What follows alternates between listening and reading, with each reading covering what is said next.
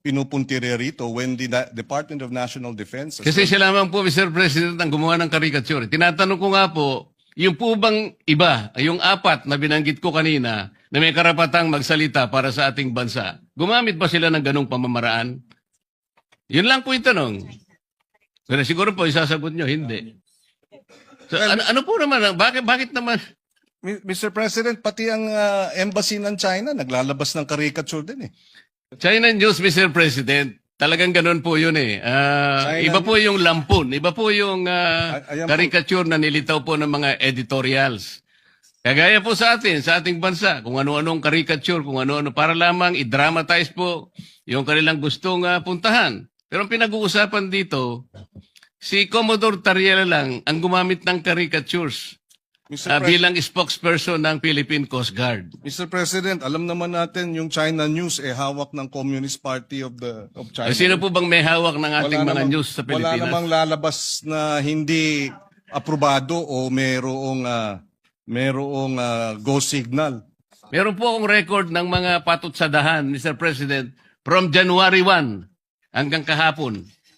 Ito po, January 1, nanggaling po sa ating iginagalang na senador. January 9, galing po ay Commodore Tariela. January 10, Tariela na naman. January 12, Philippine National Maritime Council.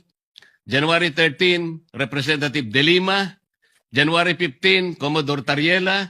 January 14 and 15, Commodore Tariela. January 16, Tariela pa rin. January 16, Representative Shell Jokno of the House of Representatives. January 17, National Maritime Council. January 19, Akbayan Party List. January 20, Senator Ontiveros, posting on her FB. January 22, Tariela na naman. January 23, again, Senator Ontiveros and Strat-Based Institute.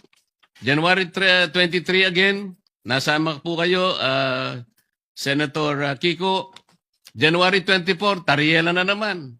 Napakarami po, tatlo yung kay Tariela on January 24. January 25, Senator Erwin Tulfo. January 26, si Tariela na naman po. January 27, si Tariela na naman po. Sa tuwing ganito ang ginagawa natin, sagot ng sagot po ang Chinese Embassy. So wala na pong katapusan na pag-iringan at pasaringan na po ito, Mr. President. Ito po bang tagal ng pagpapatutsadahan na to, Mr. President? Nakakahuli po ba tayo kahit na ilang kilong galunggong lang sa West Philippine Sea?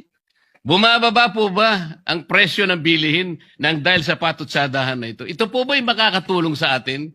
Kagaya po ng pinost ko kanina, yung po bang nasusunog na gusali? Para mapatay mo yon, sasabuyan mo ba ng gasolina? O bobombahin mo ng tubig na malamig, Mr. President? Ito lamang po ang pinakapunto rito eh. Mr. President, wala po akong ginagawa para depensahan ang China. Ang ginagawa ko po para magkaisa tayo, hanapin natin ang talagang paraan, paano natin lalong palakasin ang paninindigan na to at magsimula tayo. Sana po maitala natin sa lalong madaling panahon yung mapa ng West Philippine Sea at magkaisa tayo ngayon. Ipilit natin yun. Pero kung wala pa po yun, yun nga po, puro ang tinatawag po natin ay megaphone diplomacy na hindi po nakakatulong kahit paano natin kwentahin, Mr. President.